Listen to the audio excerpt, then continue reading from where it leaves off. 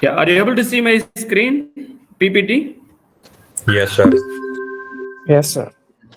See, now, the last class we discussed about the principal stress and corresponding Mohr circles, and different cases we discussed the Mohr circle at the uniaxial compression, uniaxial tension, and maximum shear stress and biaxial stress. How the stress? We discussed in the last class at biaxial how the Mohr circle. So we discussed. Today we are going to discuss about this concept we are going to apply. This Mohr circle concept also we are going to apply in the theories of failure now. So now we are going to think, discuss about the theory of failures. Okay, see, just a recap about this. Mohr circles. Mohr circles, it's a triaxially loaded number. There will be a three principal stresses and three principal planes. The three principal stresses: sigma 1, sigma 2, sigma 3. The standard condition is sigma 1 greater than sigma 2, sigma 2 greater than sigma 3. When the three principal planes are mutually perpendicular, right? Then, when the three principal stresses are equal, sigma 1 is equal, sigma 2 is equal to sigma 3, then it will be a hydrostatic stress, right? Now, when this sigma 3, the zero plane stress or biaxial stress, sigma 3 going to be 0, then sigma 1, sigma 2, but we discussed up to sigma 1, sigma 2 in the Mohr circle. We didn't discuss about sigma 3. Then we discuss about the principal planes. And also we discussed the maximum shear stress at sigma 1 minus sigma 2 divided by 2. Okay, so that's what in the last class we discussed. Now today we are going to discuss about the theory of failures. In the theory of failures, importance of the theory of failures. What is the importance of theory of failure? See, if you consider any mechanical components subjected to several types of loads, it may be a bending, it may be a torsion, it may be a axial tension, axial load, tensile stress, compressive stress, torsion moment, and bending moment, right? It's not only single, it's maybe a combination of bending, axial. It's a combination of shear and axial, right? Depends on components. For example, few components. Say take a power screw. Power screw use the nose plier or screwdriver. When you are tightening the power screw, what are the forces are acting? What are the stresses are acting? There are two types of stresses are acting. One is torsional moment. You are applying the torsional moment, right? That is torsional shear, and axial force, axial tensile stress. When the screw is moving on the direction, right? When you are tightening this moving axial direction, this is axial force. Suppose if you considered, this crank IC engine, then this is subjected to, combined of bending as well as a torsional moments, right? Similarly, you can say that brackets with bolts. Brackets with bolts, it's combined axial as well as shear stresses, right? But when the components are such a way that when the components are subjected to different types of loads and stresses, then we have to find out the dimension, appropriate dimension based on the stress component acting in the machine component, right? For example, another example, as we discussed in the shaft is rotating, the two sides are holding by two bearings. The shaft two ends are supported by bearings. The bearing will allow the shaft to free rotation, right? The shaft middle is connected with the pulley. The pulley is connected to the motor belt, motor pulley through the flat belt or V belt.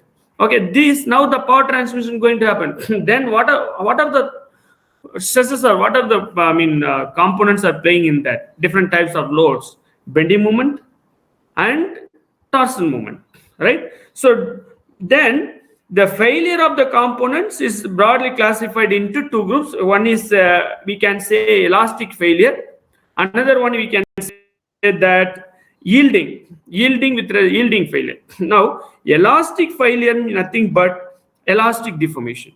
But when you are considering yielding failure, Elastic failure is that failure happens before the elastic limit, whatever we discussed in the stress strain curve diagram.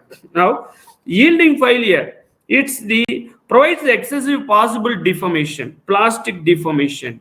I mean, the yielding is just a starting point. I mean, just starting point of the plastic deformation. I mean, elastic limit, first proportional limit, then elastic limit, then yielding. So yielding is starting that yielding at the yielding point, the grain boundaries and grains are going to be plastic deformation. Hence, yielding failure, we are considering the yielding strength. That is, broadly, we are classifying the failure in terms of elastic failure as well as yielding failure. Now, see here. Now there are when the two principal shear stresses sigma, I mean tau max, tau mean, and the two principal stresses sigma 1, sigma 2, sigma 3, how we are considering in the theories of failure. We are going to study, there are different types of theory of failures are available, but we are the standard 5 theories. There are standard 5 theories. I mean, one is maximum principal stress theory, maximum shear stress theory, maximum principal stress theory, you can say that Rankine's theory. Maximum shear stress theory, you can say that Colombo-Tosca or Ghost theory. And the distortion energy theory, it's like von Mises theory or Henke's theory, we can say that. Maximum strain theory, St. Venant's theory, at maximum total strain energy theory, that is also called Hike's theory. In this 5 theories, we are going to play for defining our, designing our components, or for defining the components dimensions. Okay, now in these 5 theories, how we are going to use this principal stresses and principal stress components, sigma 1, sigma 2, sigma 3, tau max, tau 1 to tau 2, how we are going to use for defining this theory, we are going to discuss now. Okay, now see here, I mean, before entering into these theories, I would like to tell one more information. In practical condition, the mechanical components are obtained from the simple tension test, right? Whatever we discussed, Young's modulus, right? Young's modulus and percentage of elongation, percentage of area reduction. Whatever these components we discussed with respect to, tensile test, right? And compression test, tensile test or compression test. But if you want to then another mechanical properties, shear modulus, we defined with respect to shear deformation, right? Now, while we are performing the Young's modulus or shear modulus experiment, we never considered bending or torsion, those things. Only we are considering pure tension, pure shear for defining our Young's modulus and shear modulus. If you once you know the Young's modulus, shear modulus, you are able to find out the Poisson ratio. Or else, if you know Young's modulus and Poisson ratio, lateral deformation and longitudinal deformation, you are able to find out the shear modulus. Once you know the shear modulus, you can find out the shear strength, right? Based on the relation.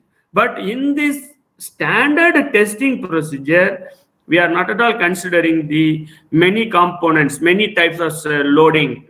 The specimen not subjected to torsion, not subjected to bending, not subjected to shear. It's not a combination. We are always playing with single tension test, uniaxial tension test, uniaxial compression test for defining the material properties.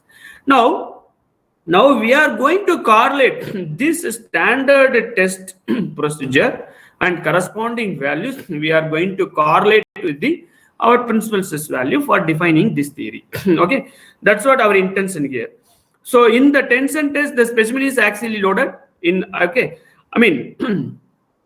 and similarly, it's not subject to either bending moment or twisting moment. I'm repeating again. Okay, so not subject to any bending moment or twisting moment. But now the theory of elastic failure. The theory of elastic failure concept provide the relationship between the strength of the component subjected to complex stresses. Which component subjected to complex stresses with respect to the mechanical properties obtained from the simple tension test. Simply, I'm telling that one more time. I repeat this. I mean, theory of elastic failure concept provides a relationship between the strength of the component, which component subjected into different or various types of stresses, with respect to properties of the mechanical properties of the component obtained from the simple tension test. Okay. So now you might have been understood. Now we go to the theories. Roughly, we will see all the theories. There are 5 theories. At least two to three theories we discuss now. Then we go for the problem. Okay. Now the first theory, maximum normal stress theory, maximum principal stress theory, or Rankine theory. Now, I mean, please here. Actually, I have prepared point by point using your Bandari book only. Okay, very simply they have given, you can easily understand. Okay, based on my understanding, I have prepared by point by point. I read that and we can go for the derivation of the each stress theory, maximum normal stress theory. Okay, now see here. I mean, the maximum normal stress theory or maximum principal stress theory defines that the failure of the mechanical component subjected to biaxial or triaxial stresses occurs, right? I mean, when the maximum principal stresses reaches the yield or ultimate sense of the material, then the component is going to be failure. Okay, now as I told you, we are going to compare this our standard testing methods, simple tension test or simple compression test. We are going to compare with these principal stresses, right, like that. Okay. Now we go for here sigma 1 now sigma 1 and sigma 2 when it reaches that sigma 1 and sigma 2, the principal stresses, when it reaches that sigma, right, then it will be sigma is nothing but simple from the simple tension test. The sigma 1 and sigma 2 values, when it will reach a sigma, then the material or component going to have failure. Okay, based on that, we discuss some of the this diagram, how they are defining. Now I come to please give me a minute. Now see here, triaxially loaded member, it may maximum this sigma 1. Here the condition sigma 1 greater than sigma 2 greater than sigma 3. Now this is a critical stress. Its critical stress is nothing but our yielding strength or ultimate strength divided by FOS. I mean, when I say sigma 1 equal to sigma or SYT yield strength or SUT ultimate strength. Now, I mean, this is whatever our condition must be, I mean, greater than or equal to, then only we can avoid the failure, right? Then we are introducing sigma 1 is equal to SYT divided by FS, factor of safety. We are introducing this is now our designed stress. Okay, right?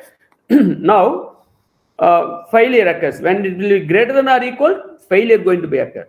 Hence, I am introducing Fs to avoid the failure.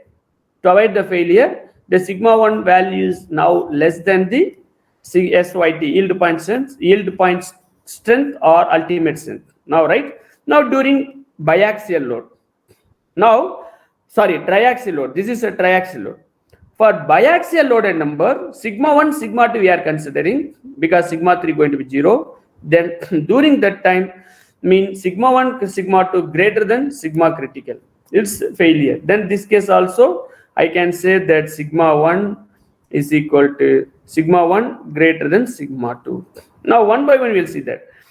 I mean, where sigma critical is nothing but I'm telling that as ultimate strength or yield strength. Now the diagram how it will be we discuss now.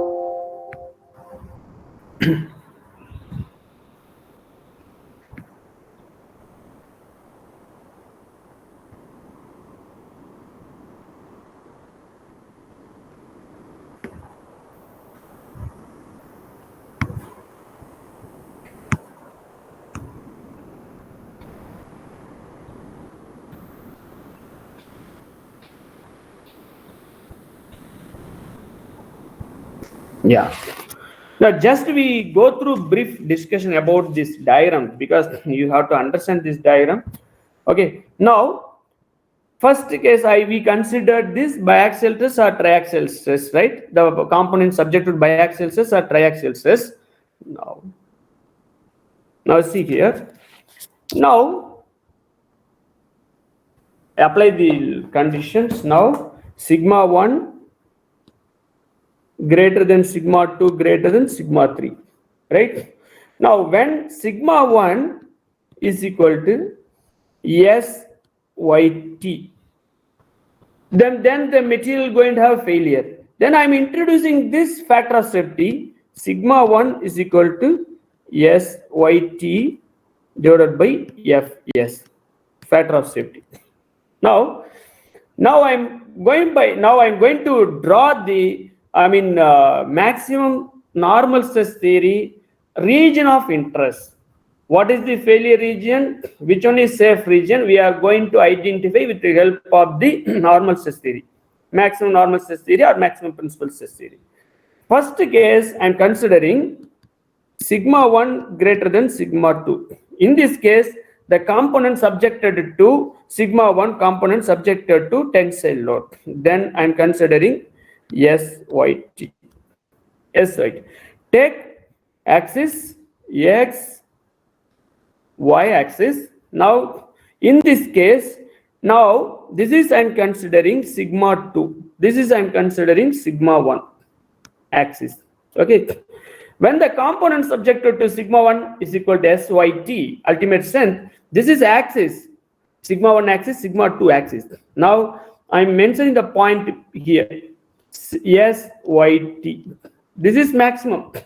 I mean, greater than or equal to also failure, but when the SYT less than this direction, if comes this direction, it will be a safe limit. Okay. Now this is my point SYT. This is a tension. This side is compression. Now draw the vertical line here. Draw the vertical line parallel to the Y axis, sigma 2 axis. Okay.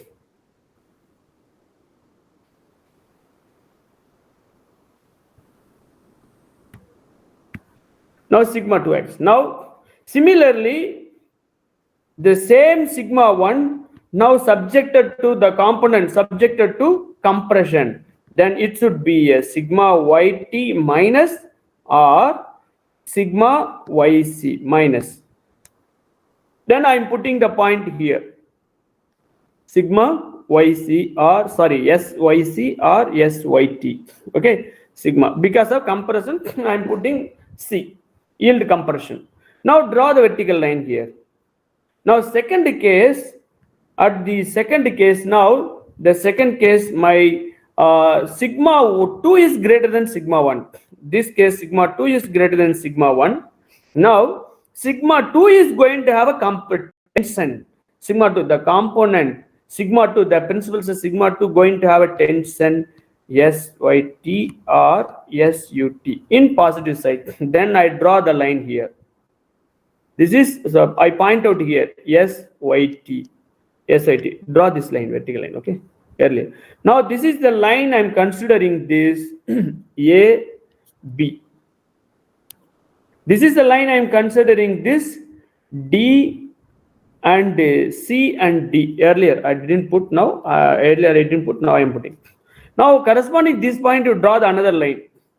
Now we know sigma 2 value in the sigma 2 is principal axis y direction. Okay, principal plane y direction. Now sigma 2, again sigma 2 greater than sigma 1, but in compressive nature. This is in tensile nature. Similarly, this is compressive tensile like that. Now draw now SYT. Now sigma 2 is equal to SYC. That's all. Draw another line. I mean, first mark the point here, sigma YC compressive. This is tension now. Now this is the region of interest as per the maximum principal stress theory concept. This is the region of interest, and also this is the safe region. Safe region. How we are saying safe region? Now I tell you that also. Now we already discussed what is the principal stress. The principal stress is nothing but simple bar I am considering here, right? In the simple bar, you can consider, this is a point that day we considered only one plane, right? Only one plane, but you can define n number of planes. You can define n number of planes, it can be passing through this point, n number of planes passing through the point, right? But each plane should not, when the component, this component subjected to complex load, maybe sigma 1, sigma 2, or tau 1, tau 2, whatever, but sigma x, sigma y, tau xy, okay, then subjected into the such a kind of stresses, the each plane says, the each plane, when you are evaluating the stress component, tau and sigma, I mean, this is, that day we discussed, this is our principal stress, where it is acting. Now, this is our plane, we consider 45 degree. This is a 45 degree we consider, corresponding this we consider sigma tau, we evaluated. But each plane, that different plane, 40 degree plane, 30, 18, I mean 60 degree, then different planes having different stress component. Say stress components like that, here we can refer as a sigma and tau coordinates. Here maybe sigma dash, tau dash. In this point, maybe some one plane. Suppose here sigma double dash double, I mean sigma sigma ii comma tau ii. Maybe this is some other plane, because this point in this point multiple planes passing through that. Okay, now I'm taking another value, maybe the another value minus sigma, right? Minus sigma. Okay, I put a plane, that will be good. This is confusing slightly. Now I eliminate this, I put frame. This is a double frame, this was double plane. Now this is maybe my component, some other plane from the component subjected to minus sigma triple frame and a tau triple frame. Sorry. Okay. Now in this case, where it is, this component going to be play in this region, minus sigma minus tau. Then whenever we are finding the component of the stresses from the, I mean different types of the stresses in the particular component should not exceed this boundary line, then this is the maximum limit. This is the maximum limit, should not exceed in the boundary line, then the component in now under safe limit. Okay, now where it is applicable, this maximum principal theory only applicable for, I mean, that brittle material. Why brittle material applicable? We consider yield points, yield strength. Yield strength, when it will occur, one after elastic limit. Why we are then, hence why we are considering I mean brittle material in the stress strain curve. See here, this is a brittle material, but this is our, I mean this is our ductile material, this is our brittle material. Okay, now this is a stress strain curve we discussed, right? This is I mean sigma, this is epsilon. I mean in this, the brittle failure, as I told you in the earlier, when you try to break, I mean without noticeable deformation, the material, brittle material, going to have failure without noticeable deformation. I mean, even we can say that very little deformation, the brittle material going to have failure. Hence, we cannot consider, I cannot define my brittle component stress value within this region, because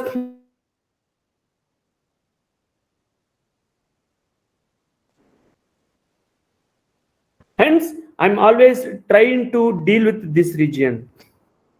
Okay, hence I'm considering yield strength. I mean, when we are using yield strength, ultimate strength possible only brittle material. But when we are going for ductile material, I mean, still when the material goes elastic limit, you apply, remove the load, it will come back to original shape. But if you apply the load in the brittle ductile material up to a yielding point, the material size and shape going to be changed. Hence, I can't use this concept for ductile material. Hence, only I can use for brittle material. Maximum normal stress theory or principal theory only capable to use brittle material. Okay. Now I come to maximum shear stress theory. We go for there are three important theories. Then we go for the problem. Now I come to this is the maximum normal stress theory. That stress distribution plot is rectangle square. Okay. Next one is come to maximum normal shear stress theory. Maximum shear stress theory. In the maximum shear stress theory, now this theory defines that. It defines that the failure of the component subjected into triaxial or biaxial stresses occurs, but when the component reaches, when the component reaches the maximum shear stress at any point of the component, becomes equal to our critical stress. Critical stress is nothing but maximum shear stress with respect to standard specimen. Okay, maximum shear stress with respect to standard specimen. One more time, read this. I read this clearly. Please understand. The maximum shear stress theory defines that the failure of the mechanical component, which subjected to biaxial or triaxial stresses. During that time occurs the maximum shear stress, which maximum shear stress at any point of the component becomes equal to the maximum shear stress with respect to the standard specimen test. Then failure going to occur. Okay, failure going to occur. That's what here clearly. I have told that. Now see here, according to this theory of failure, we can occur whenever the maximum shear stress is a triaxially loaded system.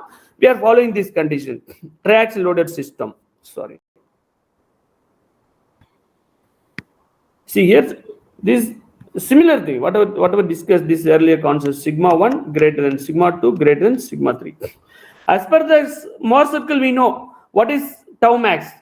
What is tau max? Sigma 1 minus sigma 2. If you take, one sigma 1, sigma 2, sigma 3, you can write always sigma 1, 1, 1, sigma 2, 2, 2, sigma 3, 3. Because all normal stress or all three principal stress followed by one plane. Any one plane. Sigma 1, 1, sigma 2 or sigma 3. X plane, Y plane, Z plane. Three principal planes, right? But when we are considering shear stress, this is always followed by two planes, sigma 1 2 or sigma 1 2 or sigma 2 2 2 3 or sigma 3 1, sigma 1 2 or sigma 2 3 or sigma 1 3, right? Any two planes, it's the shear stress always behave with respect to two planes. Hence, now I am taking sigma 1 2, tau 1 2 is equal to sigma 1 minus sigma 2 divided by 2. As per our Mohr circle concept, right? That's what we are using here.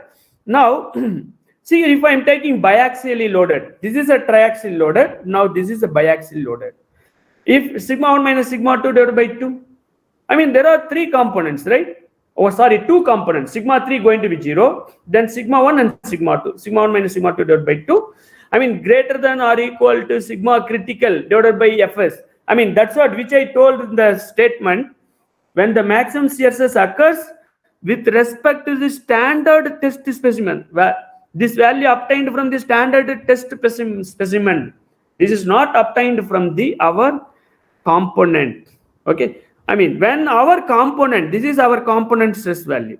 If this component, our component stress value is greater than or equal to standard stress specimen value, then it will going to occur the failure.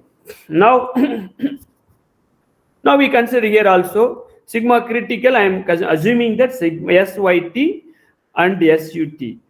How I am considering, we are going to prove it. We are going to discuss in this theory. Now, okay.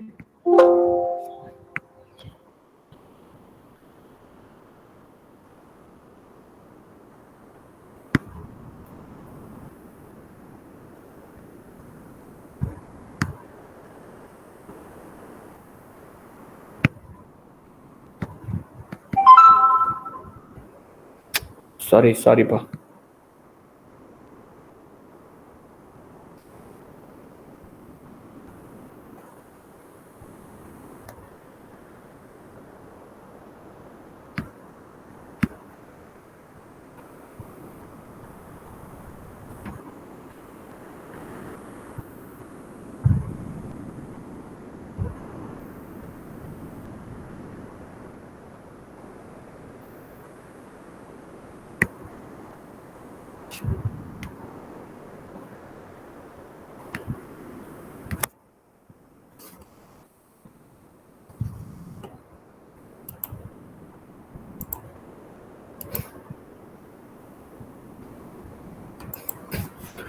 Now we discussed about maximum success theory, region of interest.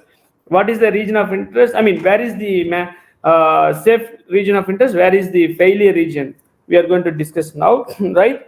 Now I'm considering the same concept, whatever we discussed in the previous theory, normal stress theory, same concept we are going to discuss now. Now the specimen. Now the specimen we already what we considered the simple tension test here, right? Sigma, right? Sigma 1. Now in this case, sigma 1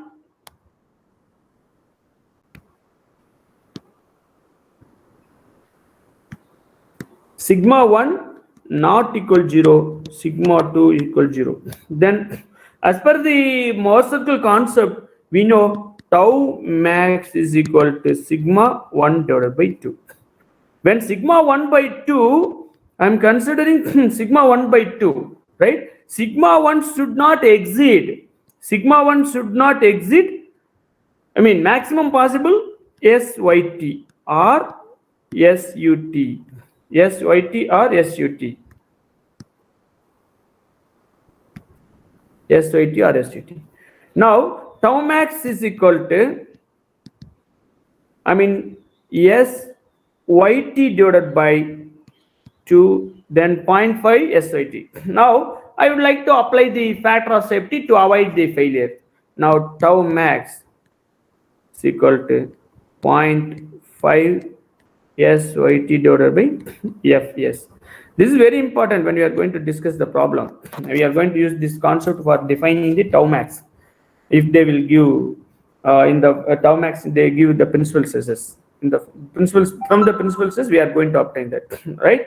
Now this is the concept. Now see here. Now what I said, there are three principal stresses: sigma 1, sigma 2, sigma 3. Okay. Now this is sigma 1 greater than sigma 2 greater than sigma 3. In this case, I can write tau 1 2. Tau 1 2 is equal to sigma 1 minus sigma 2 divided by sigma 1 minus sigma 2 divided by 2. I mean tau 1 2, tau 2 3. Tau 2 3 is sigma 2 minus sigma 3 divided by 2. Tau 3 tau 3 1, sigma 1 minus sigma 3 divided by 2. Now I'm going to consider an biaxial load only. Biaxial load. This is with respect to triaxial load. Now I'm going to consider only biaxial load. Biaxial, when I'm considering biaxial load, tau 1 2 going to be sigma 1 minus sigma 2, right? Sigma 1 minus sigma 2. When I'm using this concept, I mean tau max is equal to sigma 1 by 2. Use this now, tau max, in the right hand side, in the left hand side here. Then what I can use here, tau max here going to be, I mean straight away I can write it here. I mean use this concept without factor of safety, because we are defining the theory, then don't use this factor of safety equation. Okay, use this equation. Now tau max, tau 1 2 is equal to nothing but tau max SYT divided by 2, then both sided 2 will be cancelled. Now see here, it remain similarly. You can say that sigma 1 2, now sigma 1 2, now sorry, tau 1 2, tau 2 3. Tau 2 3 is nothing but tau 2 3. What is tau 2 3? Tau 2 3 you can say like that, sigma 3, only sigma 3 is 0, then sigma 2 is equal to SYT. tau 31 is equal to sigma tau 31. Sigma 1 is equal to SYT.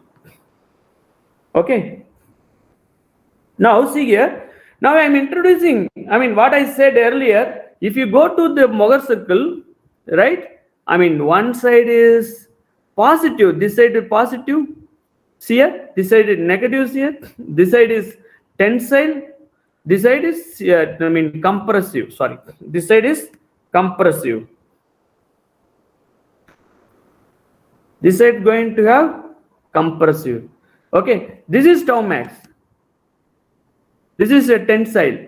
This is now tau. This side is sigma. Right now, based on that, the whatever equations are defined with respect to biaxial stress, I can write plus or minus. I can write plus or minus. I can write plus or minus. Okay, I can write this way. Now see here. The earlier concept what we discussed in the maximum normal stress theory. Similarly, I am going to use this sigma 1. This is sigma 2 in the y-axis. This is my sigma 1 axis because of two principal planes, two principal stresses. Now, when I am considering tensile, then this is sigma 1 greater than sigma 2. Then it will be a point. I am noting down the point. Okay, point. I am draw the line here. I put a dotted line. I tell you why it is. Okay, then I'm putting a sigma here. Sigma 1 is in the negative side here. I'm putting line here. Okay, here dotted line. I tell you the dotted line why it is. Now, similarly, I'm using sigma 2 is greater than sigma 1. Then while that time this is a point here. This is SYT. This is SYC because of compression. This is now SYT. Now I am drawing this line here. This line, horizontal line. This is intersecting here. Now another sigma 2 is greater than sigma 1. This is during tension. Now during compression it will be sigma SYC. Now draw this line, horizontal line. Okay, now draw this horizontal line. Now, whatever we discussed based on this only, right?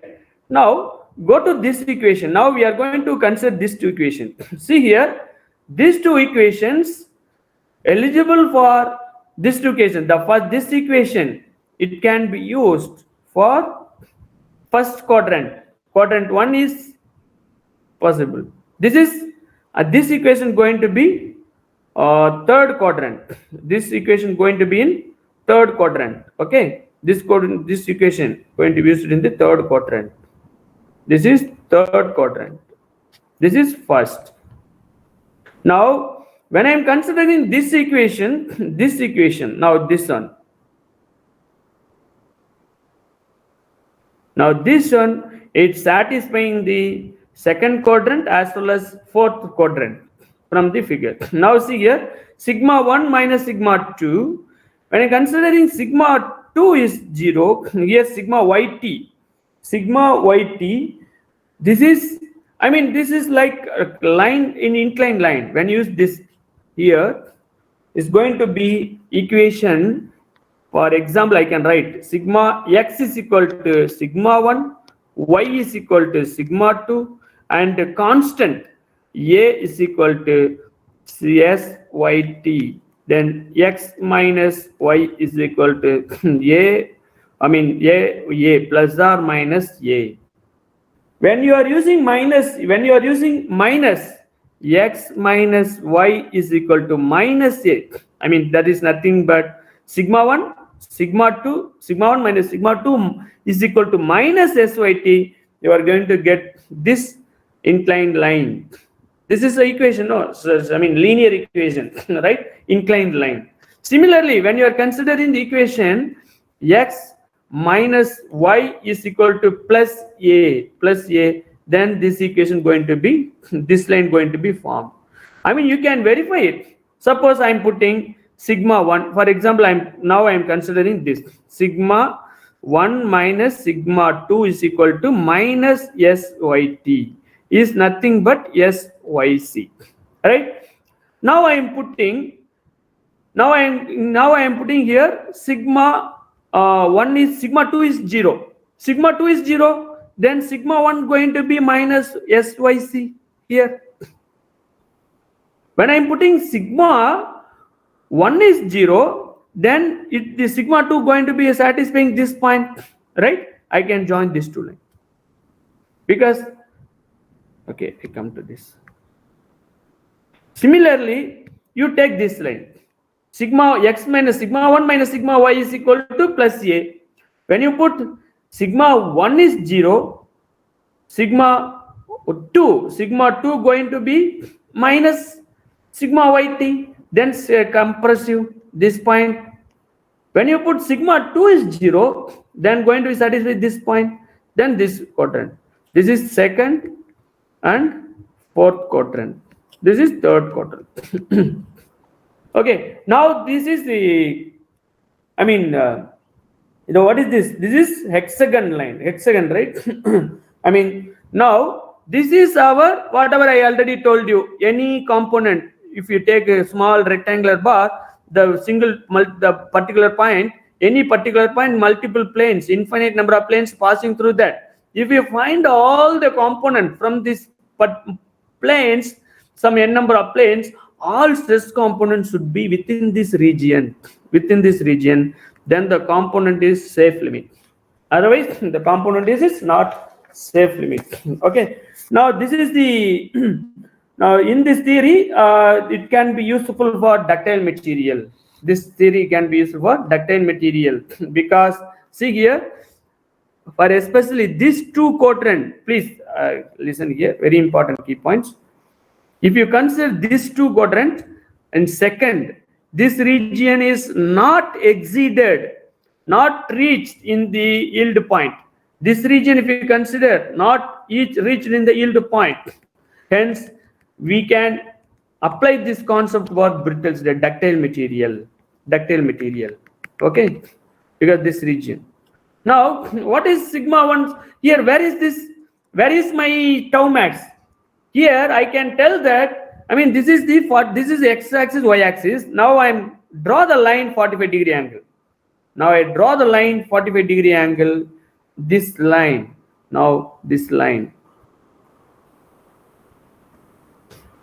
Then this is going to be, what is this? This is going to be 0.5 SYT. This is going to be 0.5 SYT. Solve the equation. SYT 0.5 SYT. This is nothing but tau max. Solve the equation. When you are considering this equation 1, when you are considering this equation 2, you are going to get this. Otherwise, simply draw the 45-degree line here. Then it's exactly at the middle portion of this line. Then this is our tau max. This is our tau max.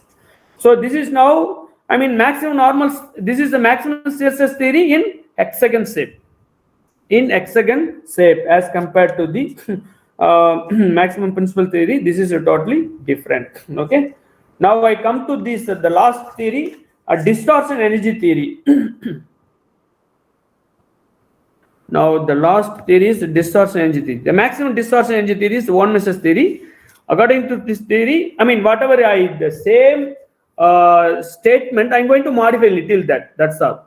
See, the maximum distortion energy theory defines that the failure of the mechanical component subjected to biaxial or triaxial stresses, right? When the strain energy of the distortion per unit volume of any point in our mechanical component will becomes equal to the strain energy of the distortion per unit volume of the standard specimen of the standard test specimen, then failure will occur. Now this theory, how it is derived, we will see that, then we go for the problem. Okay.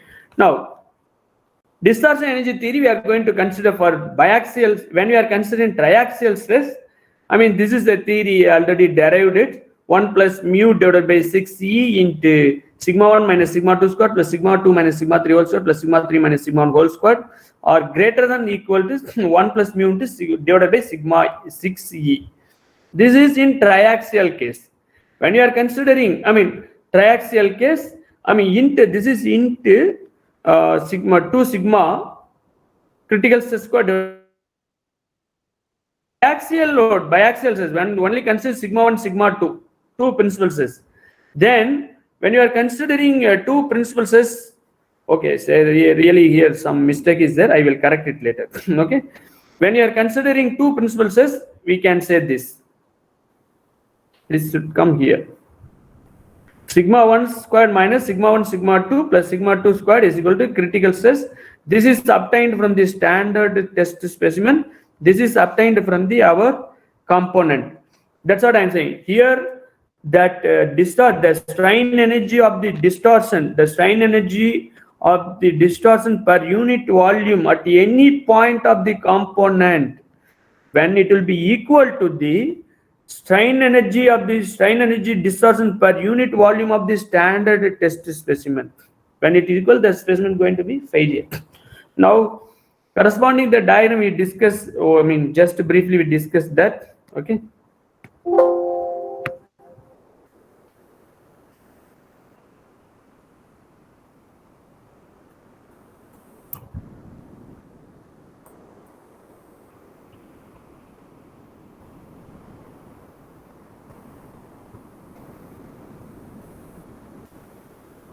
Okay. Now, see here,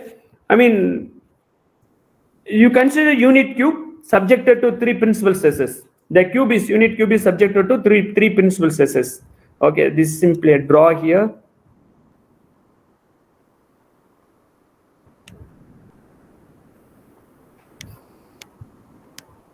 Sigma 2, this is sigma 1, sorry.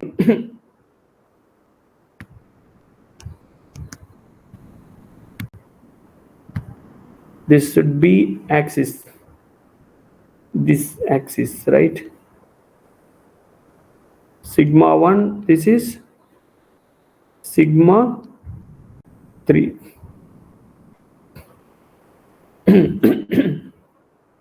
Now, what is the strain energy in this case? You might have been studied the strain energy is equal to 1 by 2 sigma 1 epsilon 1 plus 1 by 2 sigma 2 epsilon 2 plus 1 by 2 sigma 3 epsilon 3. Okay, this is strain energy, total strain energy. Right? You know this equation. I'm not going to write all the equations. Sigma 1 is what? 1 by E into sigma 1 minus mu into sigma 2 plus sigma 3. Right? You can write this epsilon 2 also. You can write epsilon 3. Epsilon 2 is nothing but 1 by E into sigma 2 minus mu into sigma 1 plus sigma 3. Okay. Similarly, you can write sigma 3 also, epsilon 3 also, using stress strain relationship. Okay. Now substitute this equation. You are going to get finally total strain energy. This is total strain energy 1 by 2E into sigma 1 squared plus sigma 2 squared plus sigma 3 squared minus 2 mu sigma 1 sigma 2 okay, plus sigma 2 sigma 3 plus sigma 3 sigma 1 into mu. This is a total strain energy, but our intention is to find out the distortion. Distortion energy theory. Now you'd like to find out the distortion. Total strain energy is nothing but there are, distortion energy plus strain energy is stored with respect to distortion, strain energy is stored with respect to volume change. Okay, that is U is nothing but UD, strain energy due to distortion plus strain energy due to volume change, UD plus V. Then this component I can, whatever I had drawn here, then I simply draw it here.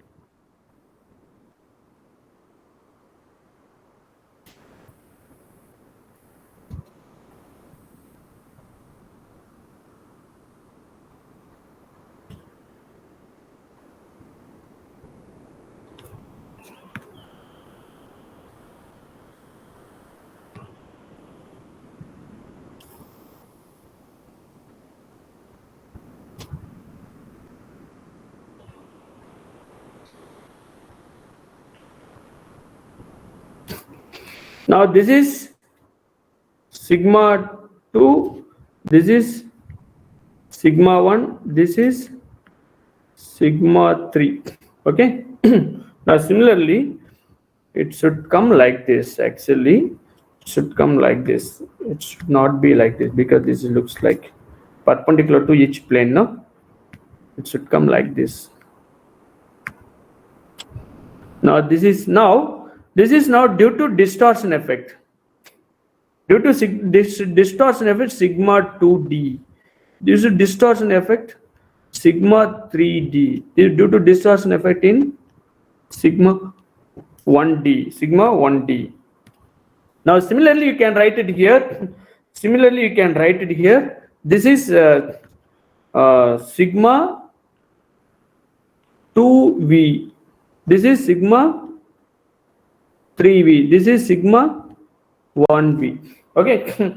This way, now we are going to just discuss briefly about this sigma 1d. I mean, now I am taking the component subjected to distortion. Distortion. During that time, nothing changes the volume. Okay, the component sigma 1d, this now I am concentrating this one. We already discussed this. This is the equation belongs to this. This is a total strain. Okay, now I am discussing this about this distortion. Sigma 1d, sigma 2d, sigma 2d, and sigma 3 are, I mean, because of the distortion. During distortion, the component volume doesn't change. The component volume doesn't change. Then, if you define this for doesn't change, I mean, component volume doesn't change. What is the strain and total strain during that time? I mean, total strain is what is the total strain? I mean, sigma 1, in general, I tell you one more thing. Sigma 1 is equal to, I would like to write the general thing. Sigma 1 equal to sigma 1 plus T plus sigma 1V. Okay. Sigma V. Then sigma 2 is equal to sigma 2D plus sigma V. Sigma 3 is equal to sigma 3D plus sigma 3V. Like that. Okay. Now see here. Now I am considering first this case. I mean, this case only distortion condition, only distortion, but the volume doesn't change. Volume of the component doesn't change. Then obviously, I mean, we know, right? Total strain during distortion. Total strain during distortion. Change in volume is 0.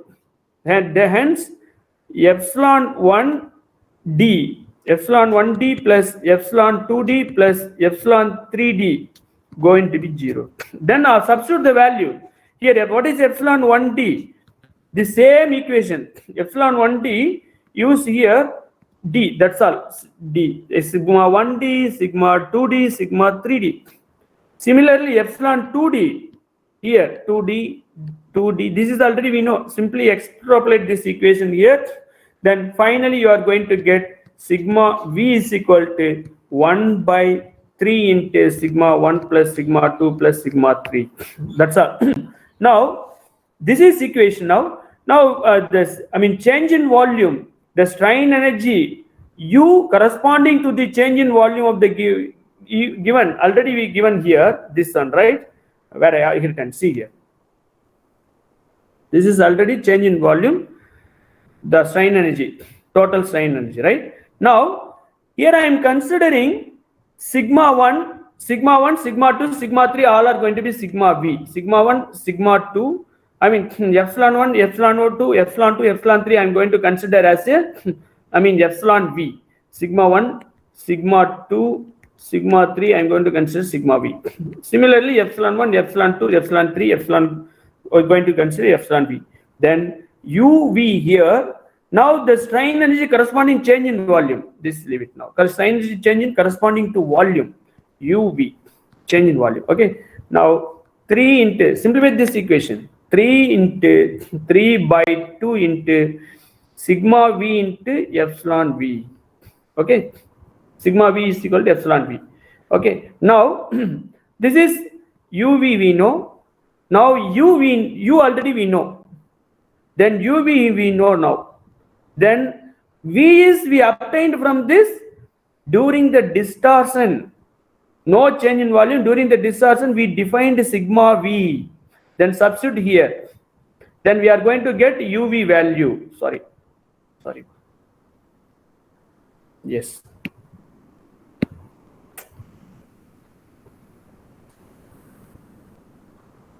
We are going to get, now we are going to get UV. I mean UV, when you substitute epsilon V, sigma V value, substitute sigma V value, you are going to get this epsilon V value. Okay. Now sigma V is UV we know, and UD is equal to what? I mean, our aim is to find out UD only. I'm going to next page. Yeah, within 3 minutes we try to finish this.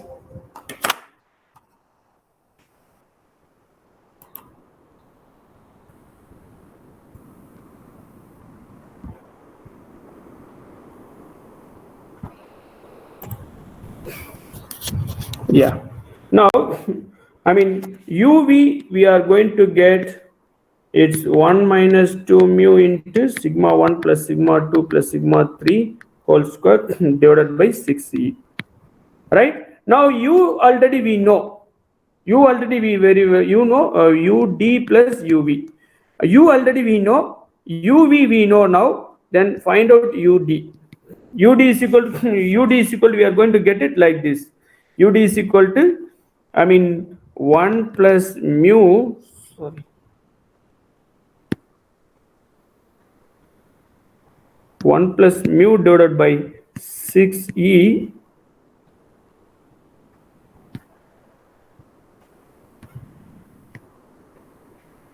into sigma 1 minus sigma 2 whole square into plus, okay, sigma 3 minus sigma 2 whole square plus sigma 1 minus sigma 3 whole square.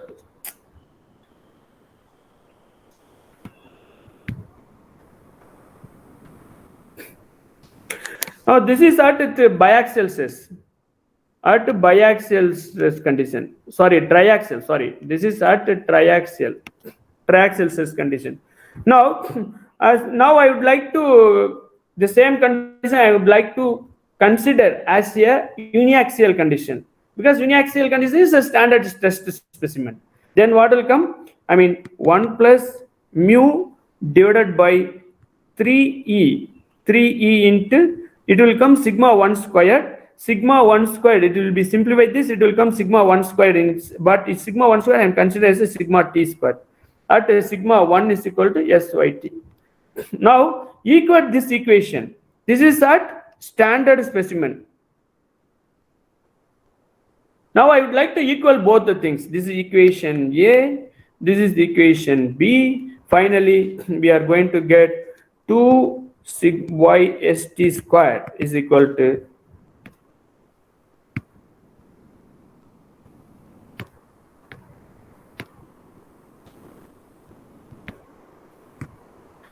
what you are going to get here.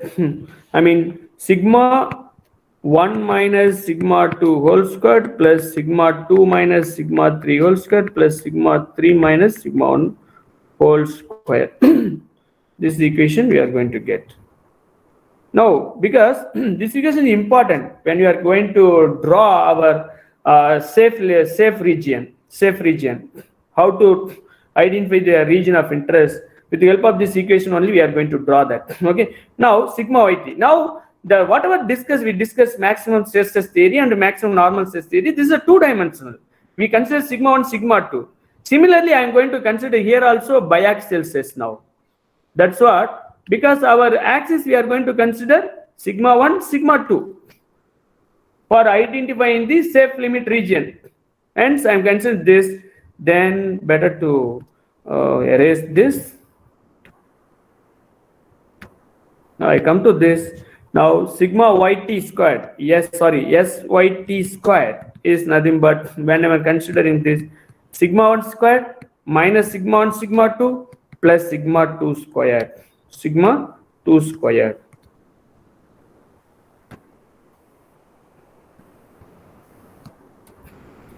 Okay. Now see here. Now we go for the drawing now. Now we do the drawing now. I mean, see here, this is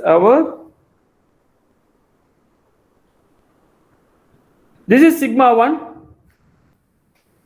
At case 1, I'm considering the point is sigma 1 is equal to 10 Celsius.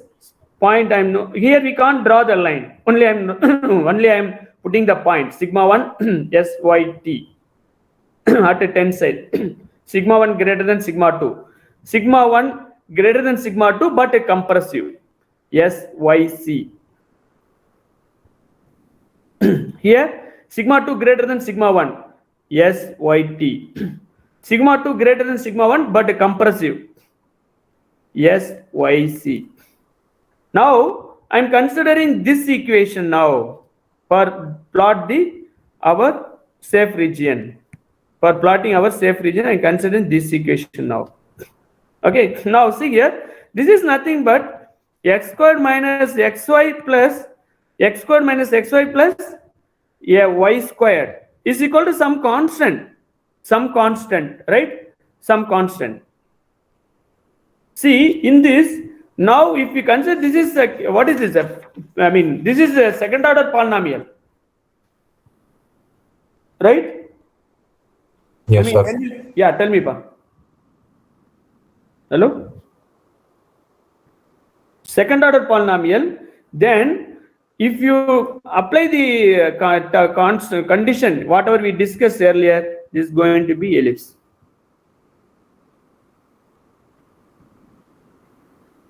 You join these points, it will be ellipse. Okay? Yeah. Now, this is safe region of interest. Whatever the stress component, if you define all the planes, it should be within this region.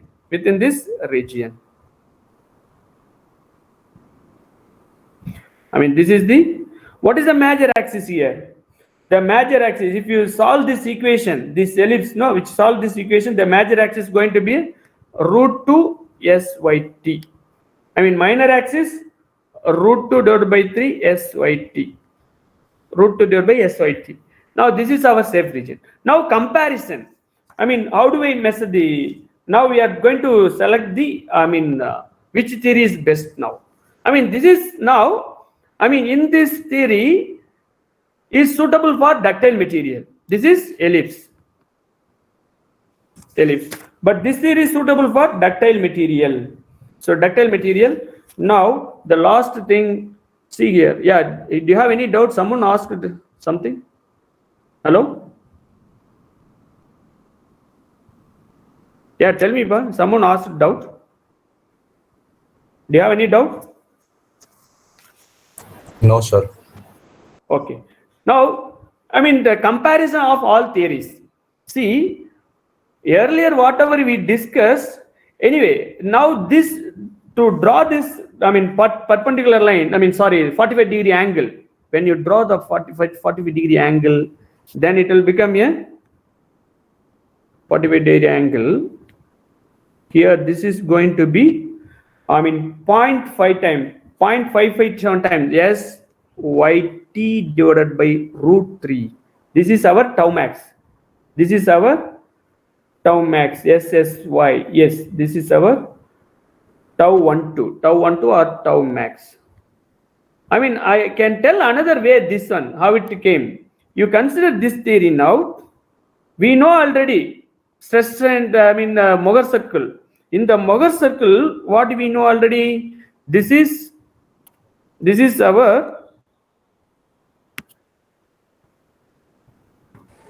Hello, sir.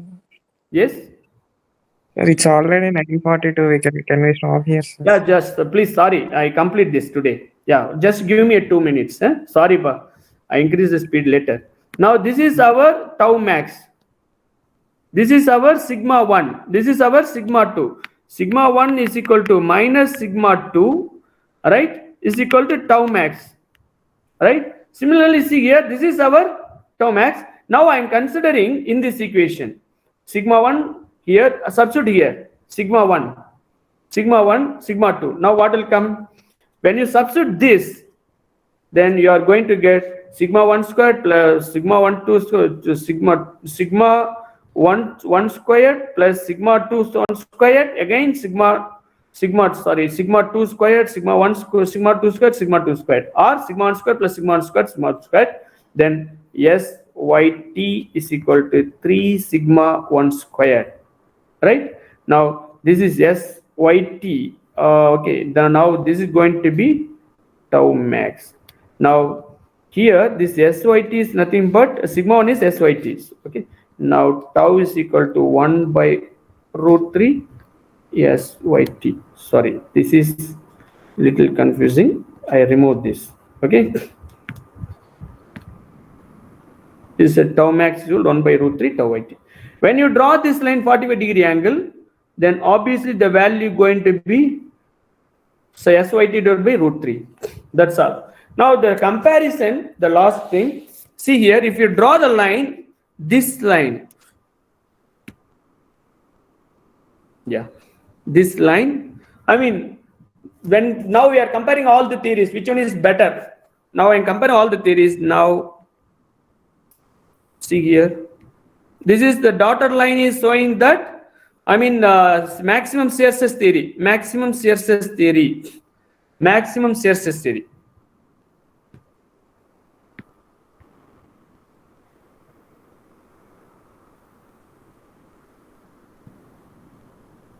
Okay, maximum shear stress theory. Now coming like this. Now take this direction here also. Now whenever the stress component sigma tau, the stress coordinates, you can say coordinates sigma and tau, it's lying in the first plane and third quadrant, first quadrant and third quadrant, I mean suitable for brittle material while using maximum principal stress theory. Now see here, as now compared to but when we are considering the stress component are lying in this quadrant, lying in this second quadrant and third quadrant, even we can't use our, I mean, maximum principal stress theory, because better we have to go for our, I mean, stress maximum distortion energy theory, von Mises theory, because that will give you safe limit of your component stress value. Here also safe limit of component stress value in the second quadrant and fourth quadrant. I mean, either, I mean, maximum shear stress theory or distortion energy theory. But when you are going for second quadrant and fourth quadrant, okay, and second, this maximum shear stress theory and distortion energy theory mostly suitable for ductile material and principal stress theory for suitable for brittle material. So now you might have been understood that I stop it here. Guys, sorry for the taking your time. So I mean, next class onwards I try to fit with my time. So, okay, so now just a simple conclusion. This is a maximum normal stress theory is suitable for brittle material, maximum shear stress theory suitable for ductile material. I mean, this is the equation we discussed now. This is the component stress value. This is the critical stress value from the standard specimen. This is the corresponding strain, maximum principal strain theory. This is the, I mean, shear strain theory. This is sigma 1 minus mu sigma 2 in sigma critical by FOS. For this is, I mean, mostly people are not using. Okay, this is von Mises theory. I mean, sorry, maximum von Mises theory. This last one. This is components components, the stresses in components, and this is our standard specimen stresses in standard specimen. That's what von Mises theory is suitable for brittle material. Then finally, maximum stress theory and maximum distortion energy is suitable for brittle material. Ductile material. Sorry, extremely sorry. Ductile material and maximum principal stress theory is suitable for brittle material. So this is a comparison. Please go through your diagram. I mean, Bandari book. You can get more clear information. Okay. So I stop it here. Sorry guys. Next time, next class onwards, I try to fit with my time. Yeah. If you have any doubt, please go ahead.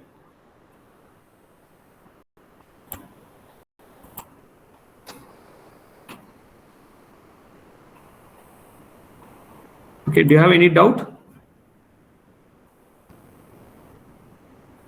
Kalyan, are you there in the meeting? Yes, sir. No doubts. Okay, shall I close the meeting? Yes, sir. Okay, please, I already shared the slides, and what I'm planning in the next class, we are going for the problems. I'm going to prepare furthermore problem from other books. Whatever I shared in the PPT, there are 6-7 problems are there. Please go through that before coming to the class. And next class, we are going to discuss the problem in the slides, whatever I prepared. And also, we are going to discuss extra problems from some other books. I'm going to prepare the extra some problems from the other books also. Yeah, please go ahead. Thank you, guys. Sorry for your. I'm taking your time. Sorry for that. I tried to occupy. My time limit in the next class onwards. Okay. So can we have a minor next week, sir? What? Eh? About minor. Any? Yeah, minor. When is mid? When is the mid exam? When will be the mid? In October starting. Start of October, sir. October. October 1st. October 1st week. Yeah, it's about 4 October. Okay, usually I am conducting minor one near the mid exam. That will be useful for students also. So I tell you that, but not in this week. We may conduct next week or next week. Okay. Okay, sir. I would like to complete this chapter as well as next chapter, at least half of the chapter. Then we go for the minor one. Minor Okay, one, sir. objective type questions, probably 10 to 12 marks. Okay, sir. Yeah. Thank you, guys. I will give the assignment end of this chapter. Thank you, sir. Okay. The assignment you have to submit at least 1 week before your mid exam. I gave you. Now itself I tell you the deadline. Okay. Okay, sir. Thank you, guys.